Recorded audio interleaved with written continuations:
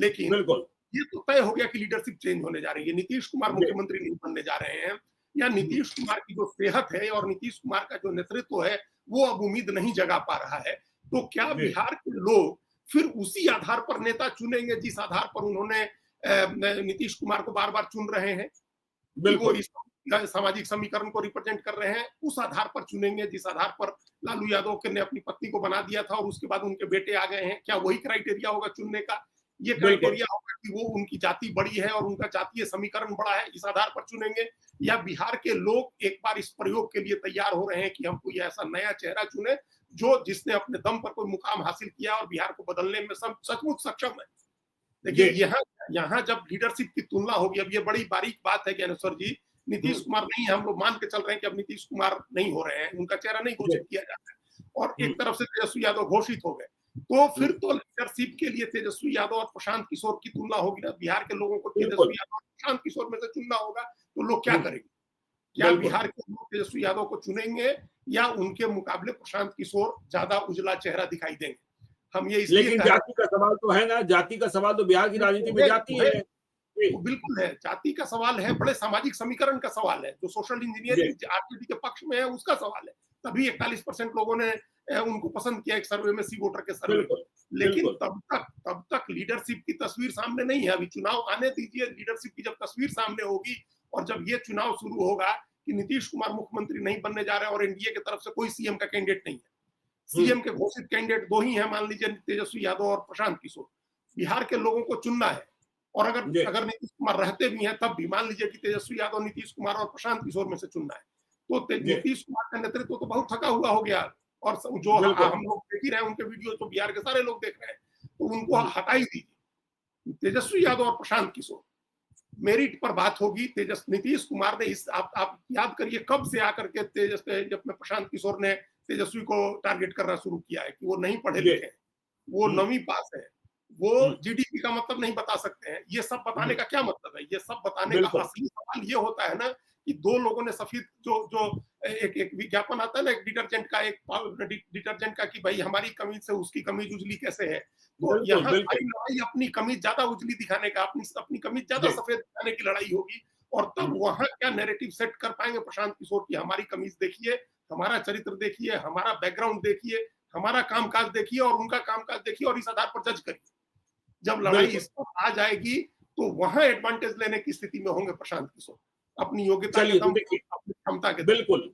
बिल्कुल यहीं से चलते हैं अमित शाह की ओर। अमित शाह कल न्यूज 18 के कार्यक्रम में थे और देखिए उनसे सीधा सवाल पूछा गया। देखिए बिहार के चुनाव के बारे में सवाल हुआ, उन्होंने कहा कि देखिए बहुमत हासिल करेंगे और अब तक का सबसे बड़ा बहुमत हासिल करेगा बिहार में एनडीए।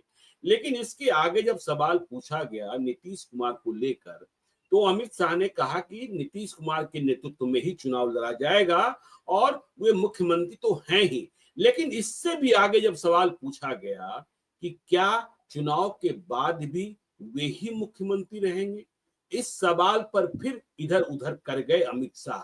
उन्होंने कहा अभी तो हैं ही, उनके नेतृत्व में ही चुनाव लड़ रहे हैं, तो अभी तो हैं ही, इसका आशय क्या होता है? शिवराज सिंह चौहान भी थे, एकनाथ शिंदे भी थे और नीतीश कुमार की सेहत भी है। और मुझे लगता है कि नीतीश कुमार के जितने वीडियोस वायरल हो रहे हैं वह अमित शाह भी देख रहे होंगे और प्रधानमंत्री नरेंद्र मोदी, उनसे बड़ा डिजिटल फ्रेंड कोई नहीं है ना, वह भी देख रहे होंगे कि इनकी स्थिति क्या है। मतलब इधर के दिनों में तो सब कुछ, मतलब अब किस पर डिपेंडेंट हो गए हैं और किस पर डिपेंडेंट नहीं है, यह बात भी साफ साफ दिखाई पड़ने लगी है। तो ऐसी स्थिति में अमित शाह ने फिर घुमा दिया फिरा दिया, जबकि कह रहे हैं नीरज कुमार जेडीयू के जो मुख्य प्रवक्ता है कि अमित शाह ने कह दिया उनके नेतृत्व में, तो कहां कहा जा रहा है कि उनके नेतृत्व में नहीं लड़ा जाएगा? लेकिन यह भी कहा जा रहा है मोदी और नीतीश के नेतृत्व में। तो 2020 में मोदी के नेतृत्व में नहीं कहा जाता था, 2015 में महागठबंधन में भी नहीं कहा गया नीतीश कुमार ही मुख्यमंत्री बनेंगे, इसलिए चुनाव हुआ।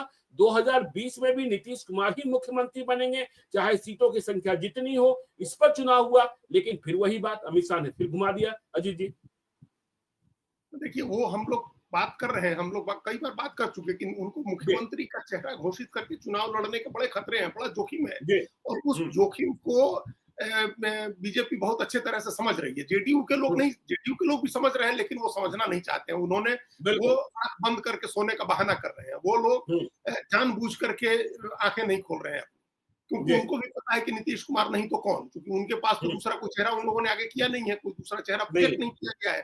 तो जैसे नीतीश कुमार हटेंगे वैसे ही उस कुर्सी पर बीजेपी का क्लेम हो जाएगा। तो इसलिए जेडीयू के लोग नहीं बोल रहे हैं। जो सर्वे था कि नीतीश कुमार को 18% लोग कह रहे हैं कि मुख्यमंत्री देखना चाहते हैं, वो सर्वे तो उस तरह की 3 सर्वे की रिपोर्ट बीजेपी के पास भी है। बिल्कुल। बीजेपी तो जान रही है कि लीडरशिप को लेकर के बिहार के लोग क्या सोच रहे हैं, और जैसे ही नीतीश कुमार का चेहरा आप चुनाव में रख के चुनाव लड़ने जाएंगे, आप वॉक ओवर दे देंगे। आप या तो तेजस्वी यादव को, नहीं तो प्रशांत किशोर को। जो आपका जो आकांक्षी वर्ग है, जो मध्य वर्ग है, जो सवर्ण है, और जो लीडरशिप देख रहे हैं बीजेपी जेडीयू की, वो जैसे ही आप रखेंगे कि नीतीश कुमार ही फिर से मुख्यमंत्री बनेंगे, वो सब चला जाएगा प्रशांत किशोर की तरफ। और जो सामाजिक समीकरण का आपका वोट है वो चला जाएगा तेजस्वी यादव की तरफ। तो फिर तो एनडीए के लिए, एनडीए के पास बचेगा क्या? नीतीश कुमार का चेहरा अब जा करके हम अब सब लोग कहने लगे, हम लोग महीने 2 महीने से 4 महीने से कह रहे हैं कि अब लाइब्रेरी बंद, अब बोझ बनते जा रहे हैं। आपके चेहरे पर अब कोई उम्मीद, उत्साह नहीं जग रहा है। आपके काम काज, आप जितनी बार कह रहे हैं कि हम ही ने सब किया है, उतनी बार ज्यादा हंसी उड़ रही है।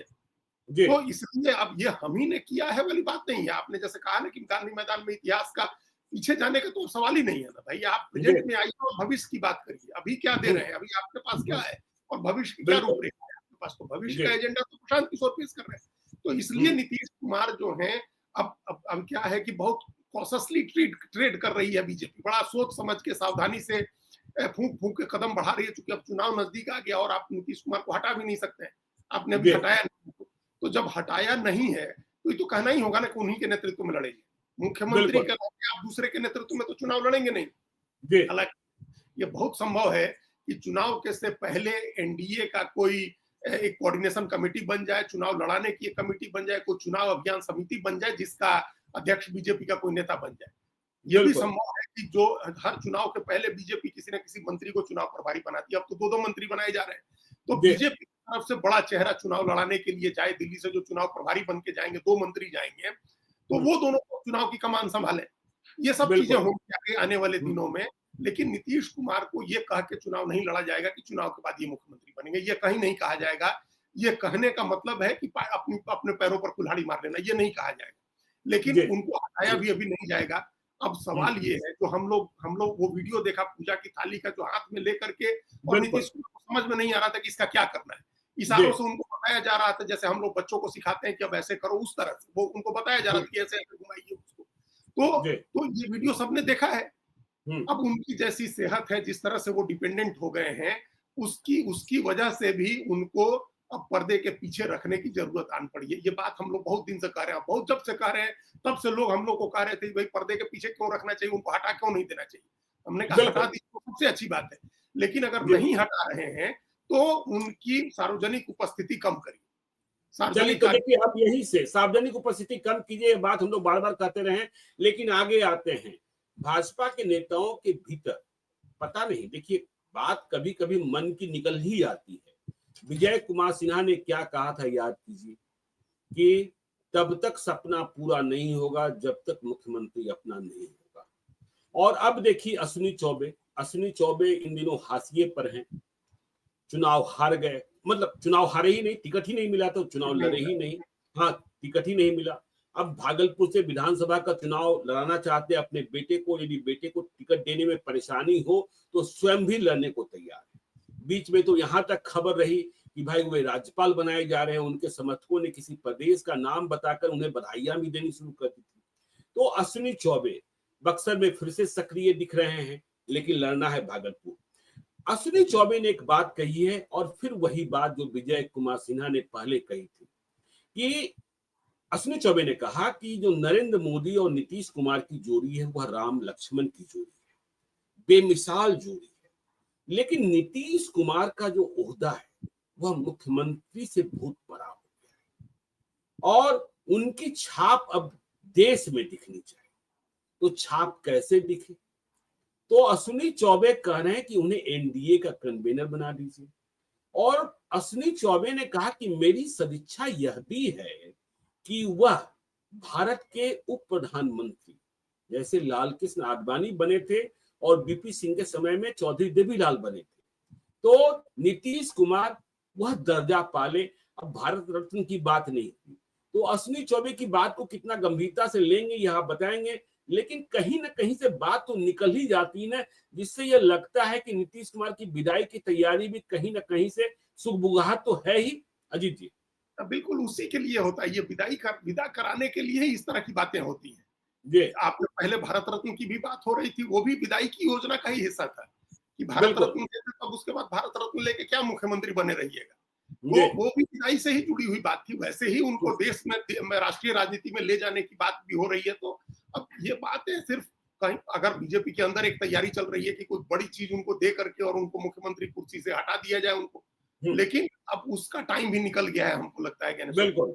अब उसका टाइम अब इतना नजदीक आ गया है चुनाव की, अब करेंगे तो उसकी अलग जोखिम है, करने को तो कभी भी कर ही सकते हैं। तो जी। इस बात को इसी नजरिए से लेने की जरूरत है कि उन्होंने अपने पार्टी के की अंदरूनी चीजों को भांप लिया है कि पार्टी चाह रही है कि उनको रिप्लेस कर दिया जाए, कोई अपना मुख्यमंत्री बन जाए और फिर उसके बिल्कुल। चेहरे पर चुनाव लड़े। तो उसी को उन्होंने एक स्वर दिया है, उसी को उन्होंने एक आवाज दी है कि नीतीश जी। कुमार का कद बहुत बड़ा हो गया है, उनको उप प्रधानमंत्री बना दिया जाए और राष्ट्रीय राजनीति में ले जाया जाए। इसका अब कोई समय नहीं रहा। नीतीश कुमार अब बिहार की पॉलिटिक्स में जो कर रहे हैं, जिस तरह से उनकी मानसिक शारीरिक अवस्था है, वो बिहार की पॉलिटिक्स करने की स्थिति में नहीं है, तो उनको राष्ट्रीय राजनीति में कहाँ जाइएगा।